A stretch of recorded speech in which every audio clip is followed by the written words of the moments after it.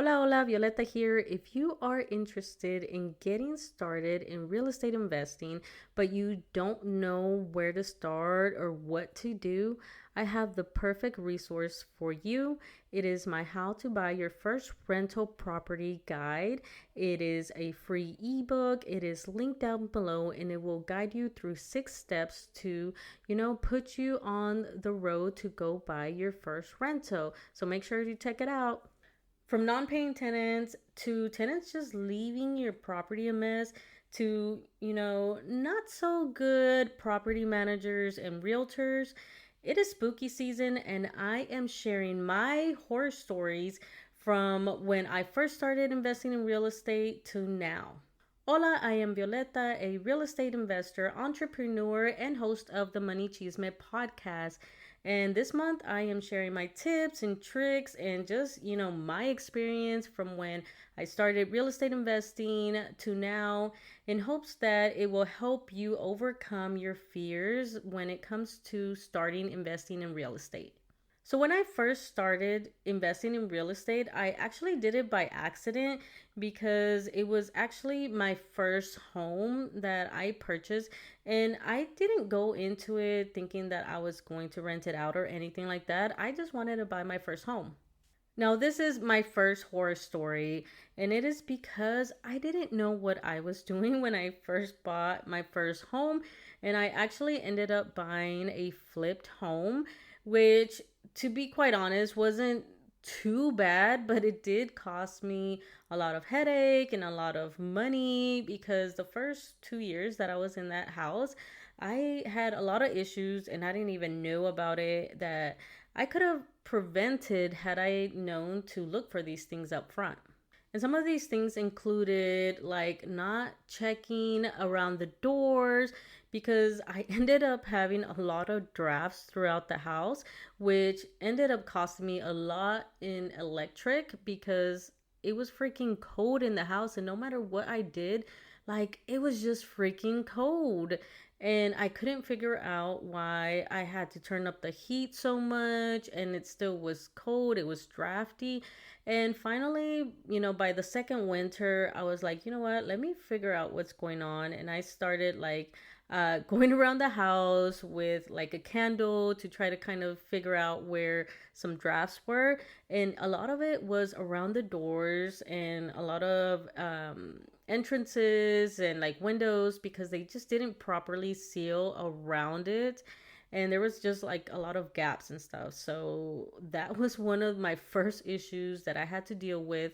Now, along with these issues, I had other things that I just didn't think of at the time. Like the deck was newly constructed, but it wasn't sealed and it didn't occur to me to seal it. So that came to play later on when I actually rented out the property because after a while that started to decay because of moisture and snow. I live at that time in Virginia, so every time it rained a lot and it was snowy during the winter, so a lot of that would sit and like all that just ended up causing that deck to start to decay, and I ended up having to repair that later on.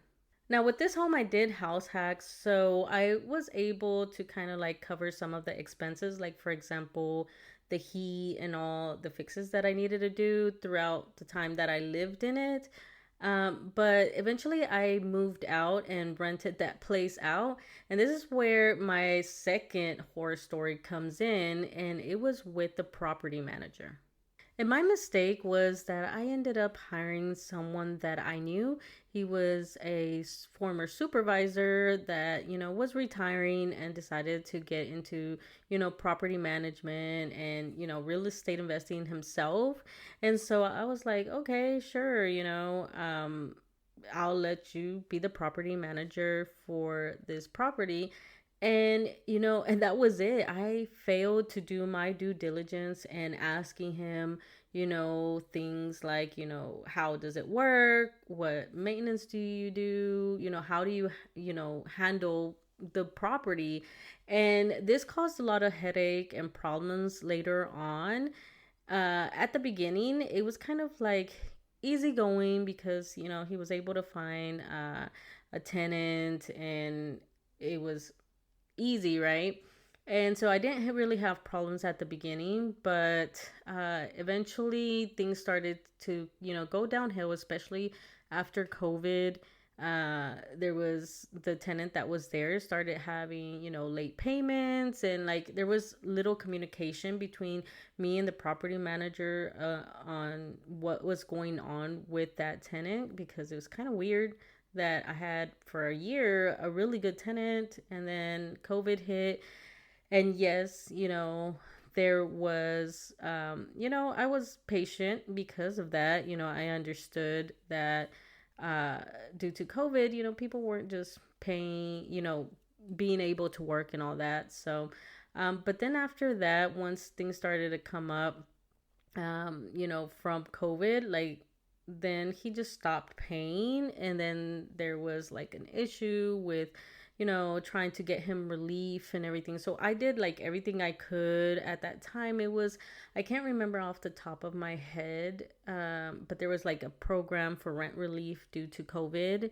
And we even tried to do that, but the tenant was just, giving us a hard time.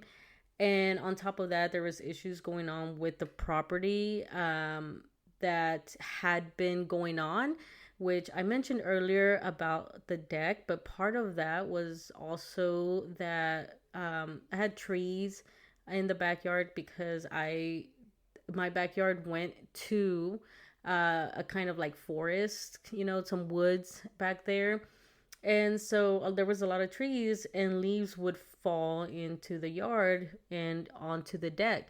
And the tenant wasn't properly cleaning them, and the property manager wasn't like checking up on my property. So this just went on for like about 2 years that tenant was there. And so the leaves were there just decaying, and further fed into the deck, having issues, and the wood start to decay. And me and the property manager had kind of like a fight at one point, and we kind of hashed it out.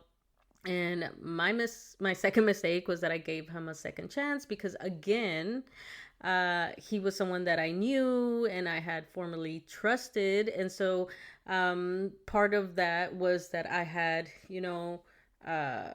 I guess, let my emotions get with me, because I felt bad to, fire him, which, is another mistake. And one of the reasons you don't really want to hire someone that, a friend or whatever, without proper like expectations being, put down. Like, make sure that you set some expectations and contracts and stuff like that, and procedures, so that way you know what to do if you do want to hire someone that.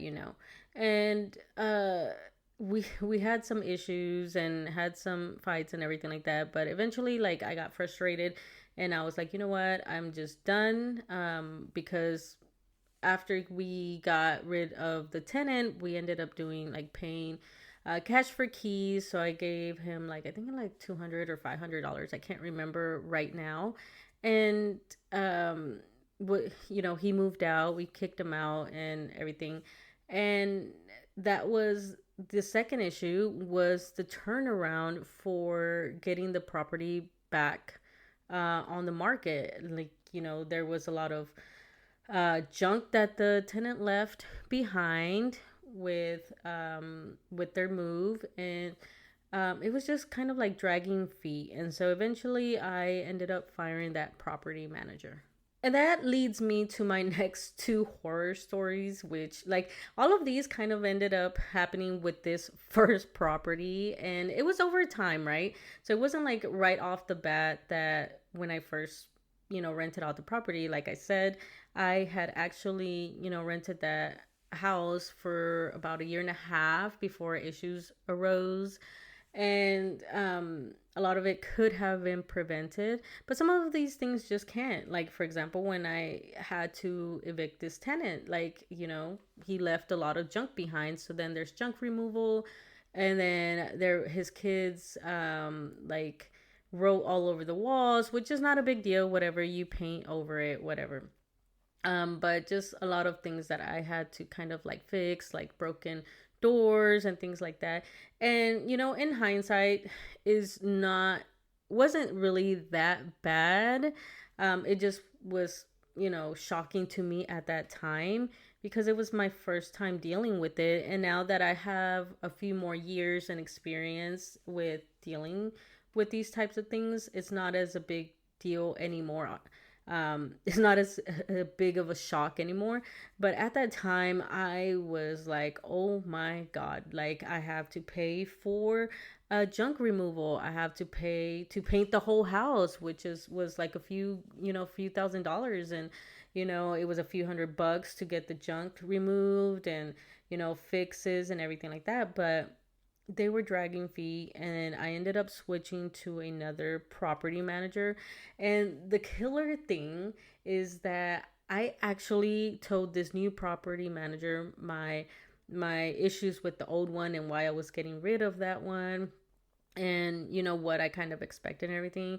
And she was like, yeah, I will take care of you, I will get this done and everything like that. But still, when this new property manager took it over, like, she still took her time. And my failure in that was that she was actually a part-time realtor and property manager. And so one tip for you is that if you are looking for a property manager and realtor, like, make sure they are not part-time. And if you do want to go with somebody like that, make sure that, again, expectations and timelines are going to be met, because she was doing it off, on the weekends or whatever. And so it was very little communication, again, with, getting contractors to go fix stuff. And the problem was that she was using her handyman and, going off his timeline.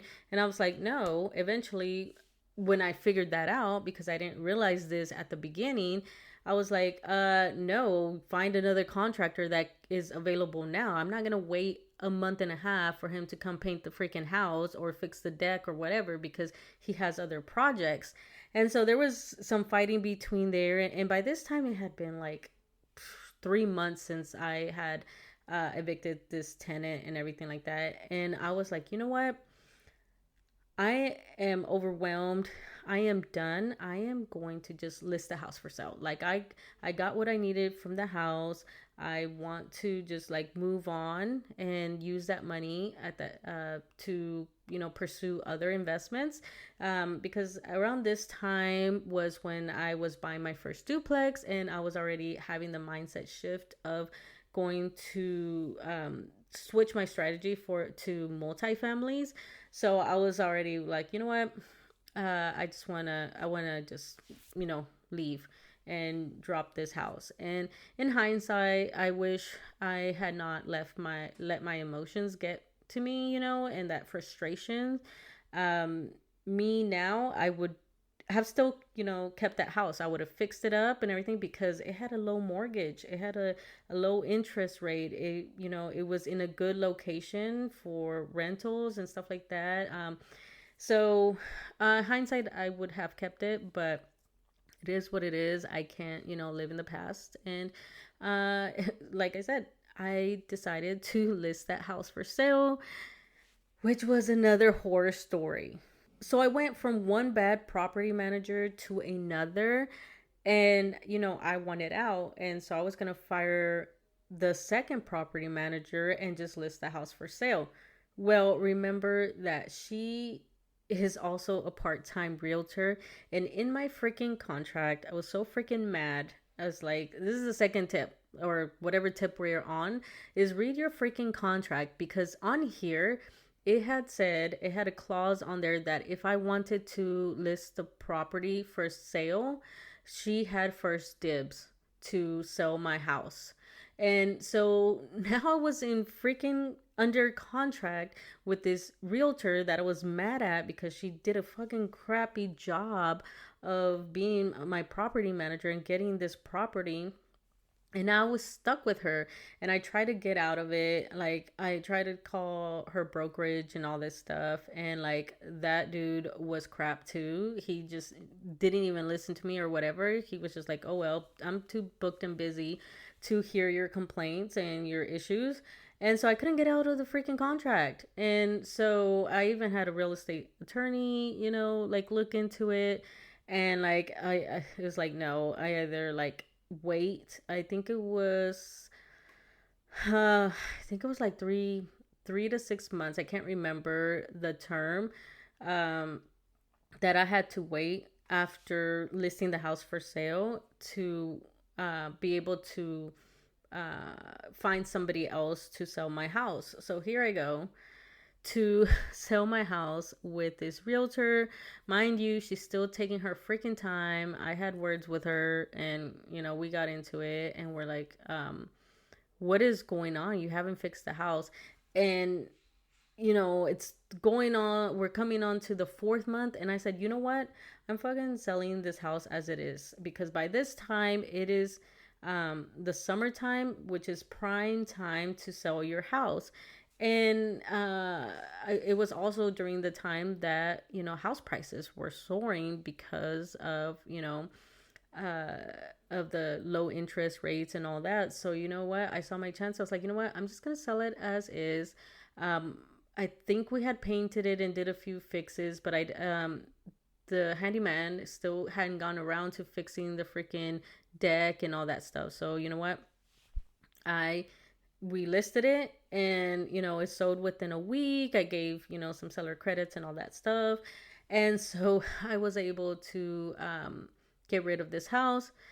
Now, mind you, hindsight, a few things. Again, I already mentioned that I wouldn't have sold the house. I would have just sucked it up, fixed it up, and then I would have like recouped my money and would have still been making money. The second thing, I could have just listed the house by myself. That was an option. I didn't know then. I know that now, that I could have just listed it myself and not have to deal with her. And with the market at that time, it would have been like easy to sell and whatever. And I still made money off of that, even after having had done a cash out refinance on that. I still made money enough to buy another duplex.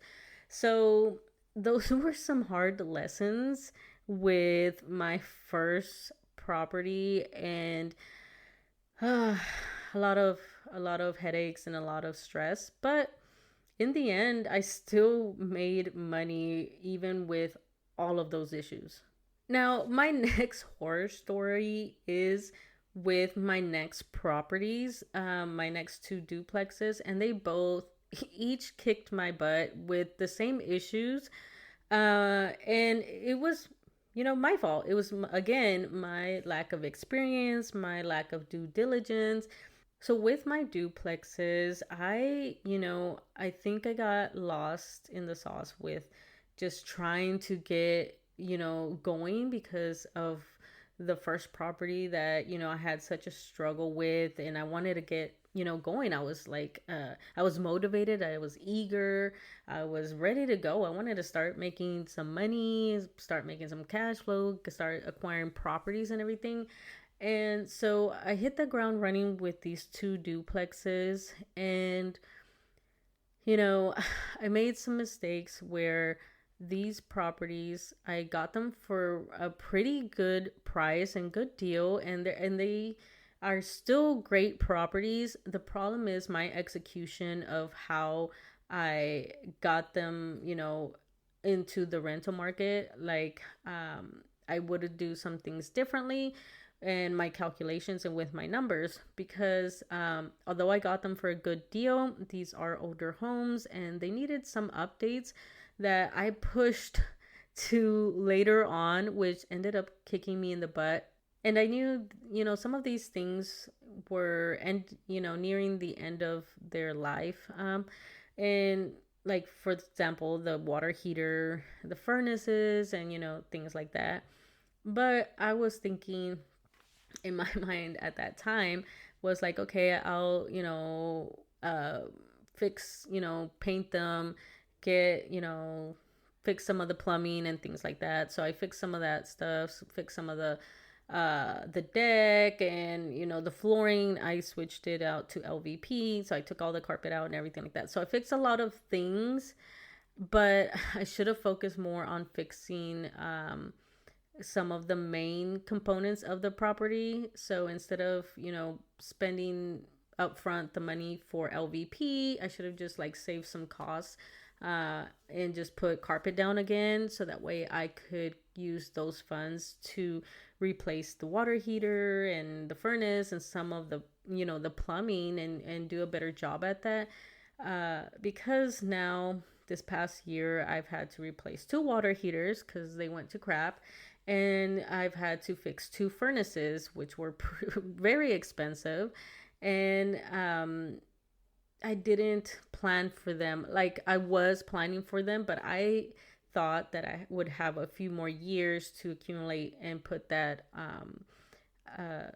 money, so that way I could replace it later on. And so I should have just done that off the bat. So those are some things that just like popped up this last year. And the next thing was that I really miscalculated my cash flow. Now, don't get me wrong, I am still making great cash flow with these properties. Not this last year, obviously, because I had to replace some stuff that ate up my, my profits for this past year and a half. And, but I was able to still make money with the new calculations. So a few things that I would advise those that are trying to get in similar markets or properties that I am in. These properties are, Class C properties, which are older properties that need some maintenance, some repairs, and, definitely updates. You're usually taking over these properties from some previous owners that just let these properties just fall off, and didn't really do proper maintenance and all that stuff. And so because you get them for a good deal, they have great potential for cash flow. The problem is that you want to make sure that you fix all these things up front, because the last thing you want to do is have like water heaters and furnaces going out when you have freaking tenants in there. And so like that's the thing that makes me more mad about myself, that I didn't take that into account when I pushed these things further into the future, is that now these tenants had to go a day or so without hot water or heat or whatever. And so those are some hard lessons that I had to learn. And on top of that, with the cash flow, to adjust my percentage. At the beginning, when I was calculating the cash flow for these properties before I bought them, I was doing like 5% for repairs, 5% for maintenance, and 5% for like vacancies. I have bumped all of those to 8% now, just because these are older properties. Things are going to break more often, especially plumbing. Plumbing has been a pain in the ass for me. So make sure that when you go out here and you're looking for your property, again, these are good investments, good properties to start with, but you have to, calculate your risk, make sure you're very conservative with your numbers, because you're going to, have repairs and maintenance and all that stuff that's going to be typically higher. Same thing with vacancies.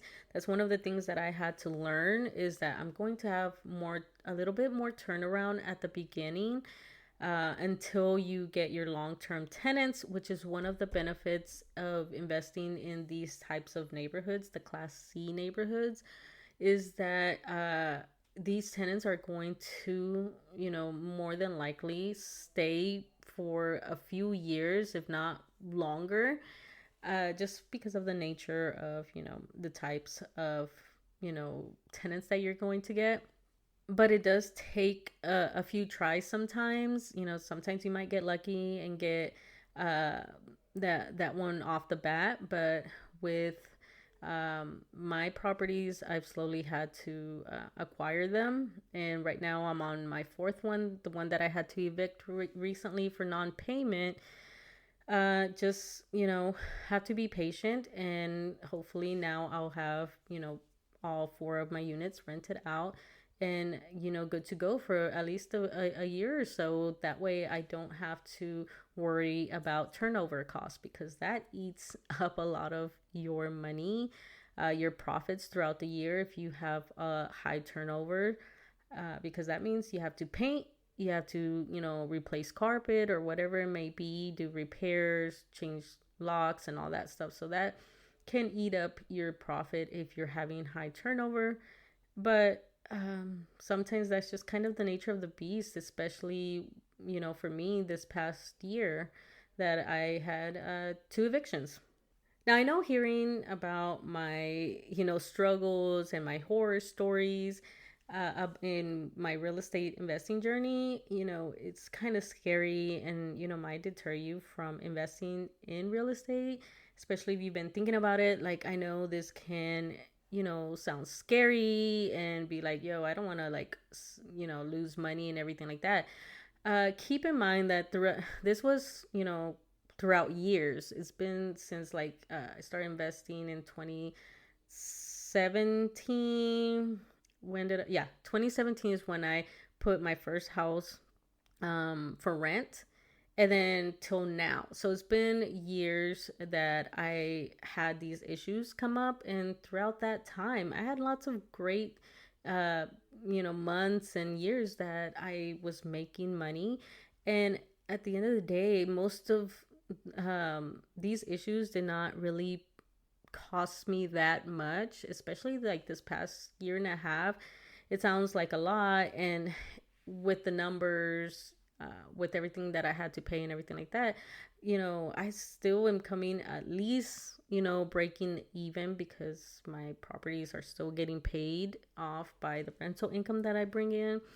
And, some of the things that I have to fix are still going to be paid in the future, with future income. So overall, and again, I'm building equity because it's getting paid down and all that. So overall, I'm still coming out on top, and it's still worth it. And I'm looking for my next property, but I am going to be more cautious and, keep these things in mind that, I mentioned, and, go off of my experience and all the bad things that, I went through, and make sure that I am more careful and more strategic with this next property.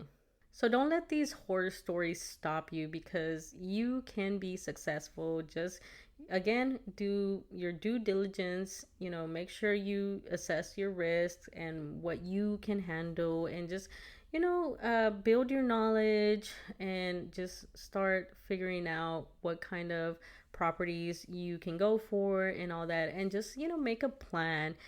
Don't forget that I do have a free guide for you that gives you my 6 steps. It's a 6-step roadmap to buying your first rental property. Check it out. It's linked below.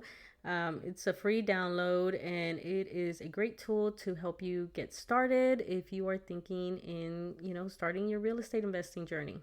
Other than that, that's it for this episode. I will see you in the next one. Bye. Thank you so much for listening. Don't forget to like and share this episode so others can also find this podcast. Don't forget to follow me on all my social medias listed in the show notes below, where you can also find resources to help you in your financial journey. If you're interested in becoming a guest on the podcast, you can find that information in the show notes. Other than that, thank you so much for your support, and I will see you in the next episode. Bye.